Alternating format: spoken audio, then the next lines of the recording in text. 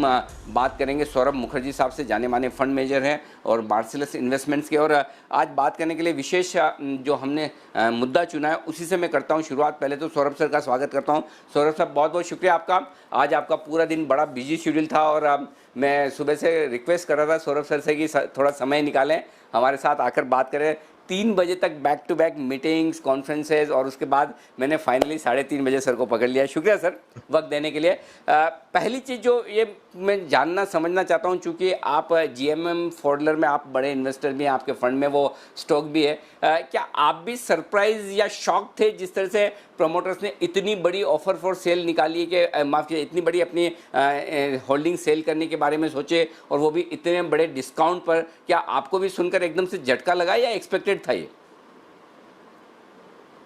देखिए, झटका तो नहीं लगा क्योंकि हमको पता था डीबीएजी प्राइवेट इक्विटी फंड है, सबको पता था। शेयर होल्डर रोस्टर में दिखता है कि डीबीएजी 51% लेके बैठा था। अगर आप उसकी वेबसाइट को तलाशें दिखेगा कि ये प्राइवेट इक्विटी फंड है। और थोड़ा सा और अगर हम डिटेल में देखें तो डीबीएजी के 2 फंड हैं, दो फंड के अंदर फॉडलर की होल्डिंग है, और जो पुरानी फंड है डीबीएजी की उसमें 6 साल हो चुका था। तो हमको पता था कभी ना कभी बिक्री होगी शेयर्स की। टाइमिंग ऑब्वियसली हमको पता नहीं था। और जहाँ तक मेरे को समझ आया लास्ट, ऑब्वियसली बिकॉज हमारी इतनी बड़ी होल्डिंग है, काफ़ी बारीकी से इस पर नज़र रख रहे हैं हम। जहाँ तक हमको दिखा ये काफ़ी उन्होंने समझदारी से, बोथ पटेल फैमिली ने, जीएमएम की मैनेजमेंट ने और डीबीएजी के मैनेजमेंट ने काफ़ी समझदारी से, काफ़ी सोच समझ के ये कदम उठाए हैं। चाहते थे तो फॉडलर को किसी विदेशी कंपनी के हाथ भेज देते, किसी चाइनीज़ कंपनी के हाथ भेज देते। तो जीएमएम के शेयर होल्डर, हम जैसे जीएमएम के शेयर होल्डर के लिए काफ़ी बड़ी प्रॉब्लम खड़ी हो जाती। उन्होंने नहीं किया। उन्होंने फॉडलर जो यूरोपियन पेरेंट थी उसको जीएमएम शेयर होल्डर्स को पकड़ा दिया। काफ़ी वाजिब दाम में हमने वो ट्रांजैक्शन को काफ़ी बारीकी से देखा। काफ़ी अच्छे टर्म्स में जीएमएम शेयर होल्डर्स को फॉडलर की यूरोपियन एंटिटी मिल गई, इंटेलेक्चुअल प्रॉपर्टी मिली, 70-80 साल की ग्लोबल लीडरशिप मिली। और उसके बाद वो करने के बाद डीबीएजी ने अपना पार्शियल एग्जिट, जो अपना उनका पुराना फंड का जो होल्डिंग था, वो मार्केट में भेजा। हमको टाइमिंग के बारे में खबर नहीं थी, बट पूरा सीक्वेंस हमको लगा कि काफ़ी समझदारी से किया गया है, काफ़ी शांति से किया गया है। और इतनी मार्केट में मायूसी किस बात पे, मेरे को थोड़ा समझ नहीं आ रहा है। ये स्टॉक 1 साल में हमको 3 गुना 4 गुना पैसा मिला है, एक्चुअली 3x 4x रिटर्न मिला है 1 साल में। एंड इसमें मायूसी की क्या बात है, ठीक मेरे को क्लियरली समझ नहीं आ रही। अच्छी कंपनी है, बैलेंस शीट तगड़ी है, रिटर्न ऑन कैपिटल अच्छी है, प्रॉफिटेबल एंटिटी है, रेयर इंडियन कंपनी है जिसने ग्लोबल लीडरशिप बनाई है। सो मेरे ख्याल से हमारे पोर्टफोलियो का काफ़ी अहम हिस्सा रहेगा काफ़ी साल तक। और आगे भी उम्मीद करते हैं कि इससे अच्छा पैसा बनेगा हमारे लिए। बिल्कुल सर, बिल्कुल, इसमें तो कोई डाउट ही नहीं है कि कंपनी बहुत अच्छी है, और अगर अच्छी कंपनी नहीं होती तो आपके पोर्टफोलियो में इसे जगह भी नहीं मिलती। और हमारे कुणाल जी के ने भी काफ़ी लंबे समय से इसे होल्ड किया। लेकिन जो मायूसी की वजह एक ही है कि प्रमोटर इतनी बड़ी स्टेक एक साथ 33% के डिस्काउंट पर बेचे, ये कभी देखने सुनने को आमतौर पर मिलता नहीं है। तो लोगों को झटका लगा कि सर्किट पे सर्किट नीचे लग रहा है, और इतनी क्या बड़ी मुश्किल आ पड़ी कि एक साथ सारी की सारी बेचें, धीरे धीरे बेच देते हैं तो शायद प्राइस डिस्ट्रक्शन कम होता। अब कई सारे रिटेल इन्वेस्टर्स हैं जो आपको फॉलो करते होंगे, कुणाल जी को फॉलो करते होंगे, हमारी रिकमेंडेशन को फॉलो करते हैं। हमने भी कई बार रिकमेंड किया कि बहुत अच्छी कंपनी है। अब वो जो ऊपर के दामों पर 5,000 5,500 पर लेकर फंस गए हैं, उन्हें ये लगता है कि अरे ये हमारे साथ क्या हो गया। प्रमोटर को अगर इतना बड़ा बेचना था तो एक साथ इतने डिस्काउंट पर क्यों? ये कैसे समझे, इसको कैसे समझे सर? तो इन 3 मुद्दों पे आई थिंक हमारे ख्याल से लोगों को थोड़ा गौर करना चाहिए। पहली बात, पटेल फैमिली, जहाँ तक मेरे को खबर है, पटेल फैमिली ने कुछ खास बिकवाली नहीं की है। उनका अभी भी 23-24% होल्डिंग है। पहले 25-26, 23-24 है। जो बल्क ऑफ द सेलिंग रही है डीबीएजी की रही है। जैसा मैंने बोला, डीबीएजी की जो होल्डिंग है वो 2 अलग अलग फंड से है। जो पुरानी फंड की 6 साल पुरानी फंड की होल्डिंग है, जहाँ तक मेरे को समझ आ रहा है, वो वाली फंड की बिक्री की गई है। सो ये बोलना बहुत आसान है कि प्रमोटर ने बेचा है, लेकिन जहाँ तक मेरे को दिख रहा है पटेल फैमिली ने खास नहीं बेचा, एक प्राइवेट इक्विटी फंड ने बेचा है। और प्राइवेट इक्विटी फंड का काम ही है उनके अपने अल्टीमेट इन्वेस्टर्स को रिटर्न देना, जो जिन्होंने भी निवेश किया है डीबीएजी के प्राइवेट इक्विटी फंड्स में। तो पहली बात है कि जो कंपनी चला रहा है, अगर आप प्रमोटर का डेफिनेशन माने कि जो कंपनी चला रहा है, जो मालिक है Indian sense of the word में, तो वो बिल्कुल बैठा हुआ है, वो कंपनी आज भी चला रहा है। दूसरी बात देखते हैं किस भाव पे बेचा हम्म। गया। आप ये भी तो सोचिए कि जिन जिन इन्वेस्टर्स ने ओएफएस में शेयर्स खरीदे, जहाँ तक मेरे को समझ आ रही है कि काफ़ी दिग्गज विदेशी और देशी इन्वेस्टर्स इस ओएफएस में प्रवेश कर रहे हैं फॉडलर के स्टॉक में।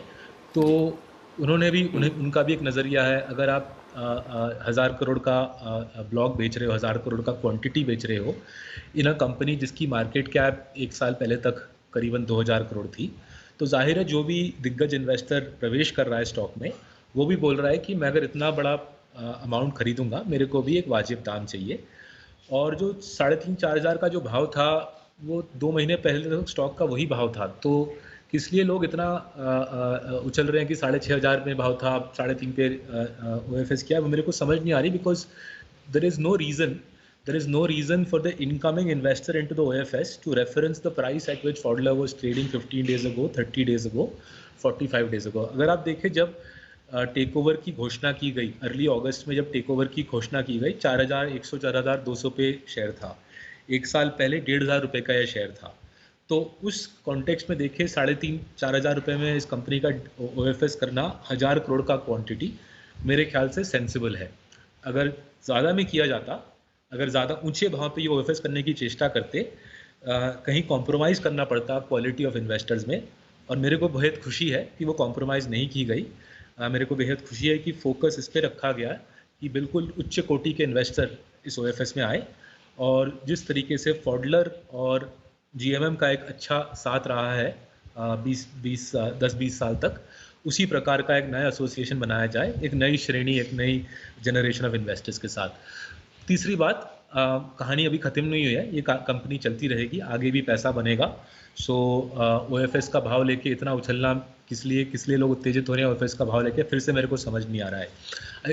एक इसके पीछे और एक डीपर राज है सिंघवी साहब। अगर आप देखें, काफ़ी लोग शेयर प्राइस लेके बहुत उत्तेजित हो जाते हैं, ज़्यादा है या कम है। मैं जो बार बार अपने वेबिनार्स में बोलता हूँ, आपके टीवी चैनल पे बोलता हूँ, शेयर प्राइस में कुछ नहीं रखा हुआ। जो भाव दिखता है स्क्रीन में, उसकी कोई अहमियत नहीं है।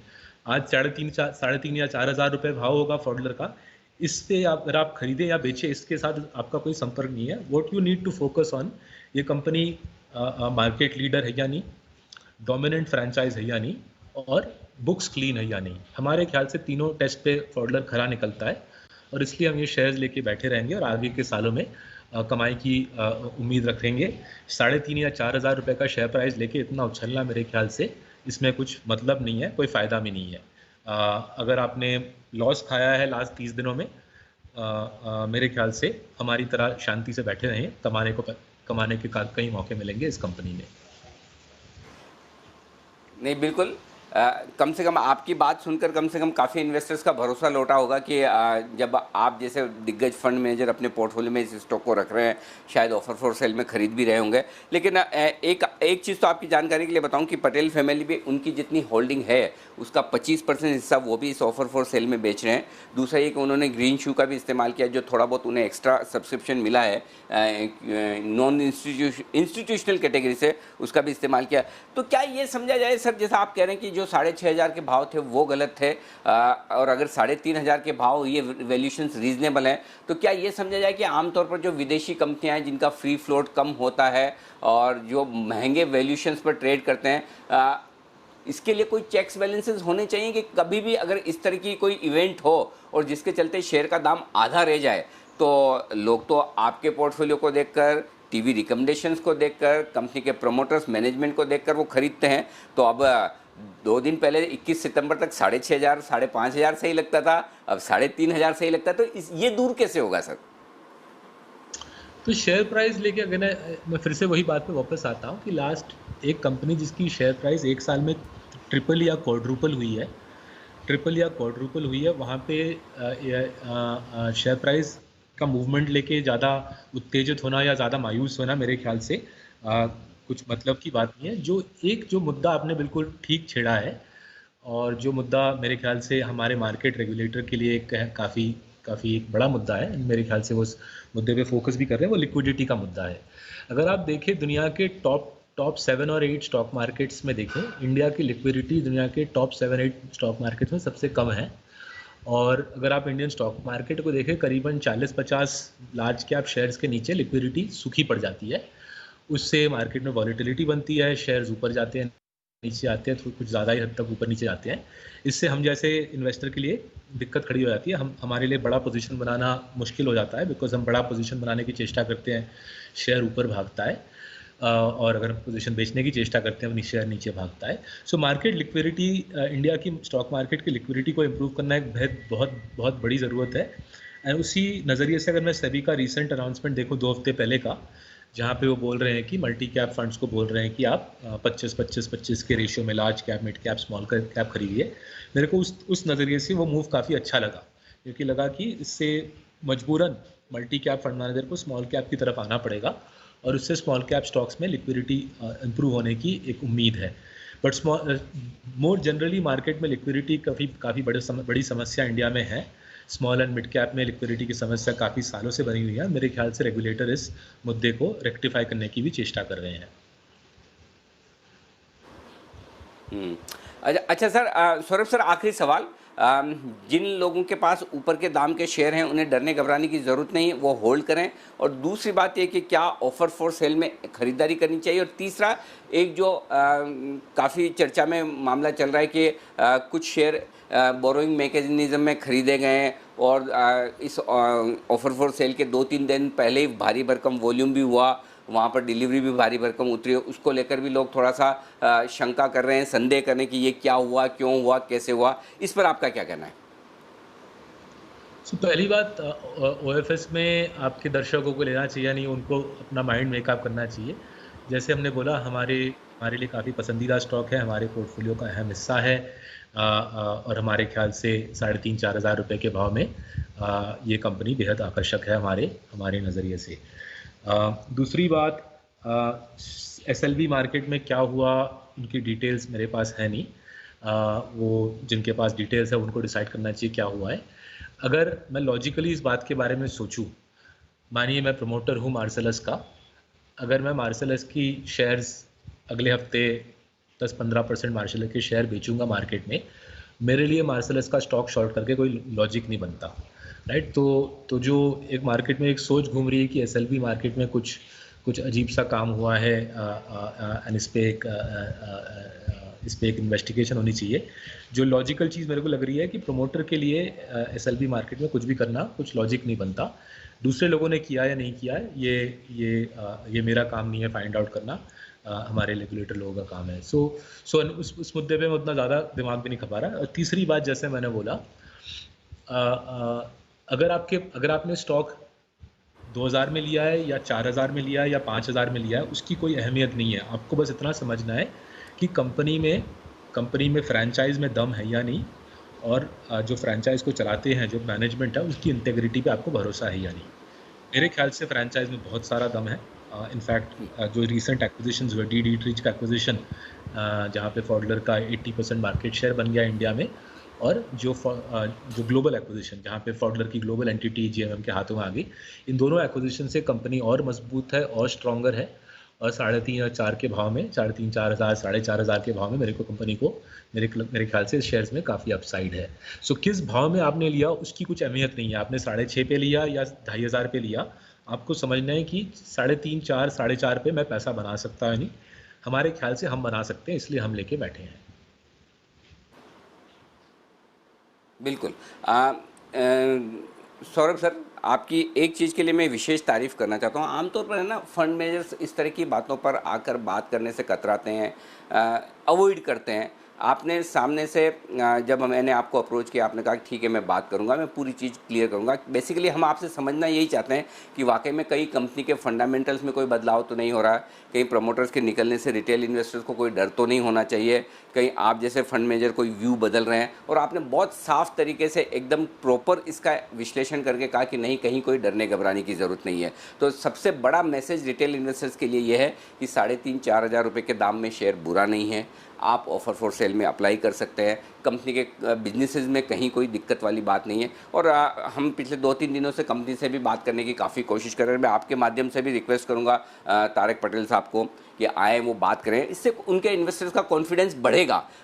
एक हम प्लेटफॉर्म देना चाहते हैं कि आप बात करें, समझें, क्योंकि देखिए अदरवाइज़ जो मीडिया में जैसी खबरें मिलेंगी वैसी चलेंगी। जाहिर सी बात है कि एसएलबी के अगर डेटा सामने आए तो लोग सवाल उठाएंगे, लेकिन अल्टीमेटली वो काम कंपनी का नहीं, कंपनी को, मैनेजमेंट को, प्रमोटर को ये बताना है कि वो क्यों इतना बड़ा ऑफर फॉर सेल लेकर आए, क्यों इतने डिस्काउंट पर लाएं। और अगर वो आप ही की तरह इस तरह से अच्छे से बात अगर दर्शकों के सामने रखेंगे तो दर्शकों का कॉन्फिडेंस कंपनी में, शेयर में, सब में बढ़ेगा। तो आपने ये एक बोल्ड कॉल लेकर सर इस पर इंटरव्यू दिया, मैं इसके लिए सौरभ सर आपकी वाकई में बहुत दिल से तारीफ़ करना चाहता हूँ। शुक्रिया आपका सर। थैंक यू सिंघवी साहब। एक क्लैरिफिकेशन आपके दर्शकों को फिर से बोलता हूँ, वो ओएफएस में स्टॉक ले ना ले उनके ऊपर है। जितना हम कहेंगे कि हमारे लिए पसंदीदा स्टॉक है, हमारे पोर्टफोलियो का अहम हिस्सा है, और हम शांति से स्टॉक लेके बैठे हैं और कमाई की अपेक्षा में स्टॉक लेके बैठे हैं। बिल्कुल सर, आपका इतना कहना ही कॉन्फिडेंस बढ़ाने वाला है, इसमें कोई डाउट नहीं है। लेकिन ठीक है, मैं आपके माध्यम से दरख्वास्त करना चाहता हूँ, और जाहिर सी बात है सर, आप फंड मैनेजर हैं, आपके पोर्टफोलियो में स्टॉक भी हैं, और अगर आप चाहें तो मेरी एक तरफ से आप पटेल साहब को कहें, एक इंटरव्यू के लिए मेरी रिक्वेस्ट है उनको कि प्लीज़ आएँ, अपनी बात रखें। दर्शक जानना, सुनना, समझना चाहते हैं, और अगर आप कम्युनिकेट करेंगे, लोगों से बात करेंगे, तो बहुत सारे जो डाउट हैं, क्लेरिफिकेशन है, जैसे आपसे बात करके मेरे क्लियर हुए हैं, उनसे बात करके उनके जितने इन्वेस्टर्स उनके क्लियर होंगे। तो मैनेजमेंट जितना ट्रांसपेरेंट रह के बात करेगा उतना उनके लिए अच्छा है। फिलहाल आपका आज बहुत बहुत शुक्रिया सर, हमारे लिए वक्त निकालने के लिए और इस पूरे मुद्दे पर अपनी बेबाक राय हमारे दर्शकों के साथ रखने के लिए। तो ये थे सौरभ मुखर्जी सर, जो अपने फंड में GMM फोल्डर का स्टॉक होल्ड करते हैं, और उन्होंने कहा कि उनके लिए कंपनी के फंडामेंटल्स में किसी तरह का कोई बदलाव नहीं, चिंता की बात नहीं। 3,500-4 हज़ार रुपये में शेयर निवेश के लिए आज से है आकर्षक। तो कम से कम जो लोग ऊपर के लेवल पर लेकर फंस गए, उनके लिए एक रिलीफ की बात है कि बड़े फंड मैनेजर की तरफ से आपको ये अश्योरेंस है कि हाँ, कंपनी की में कामकाज में किसी तरह का कोई खराबी नहीं है। बाकी तो देखिए टेक्निकल इश्यूज़ हैं, बड़े इन्वेस्टर्स अगर बेचकर निकलना चाहते हैं तो वो अपनी जगह।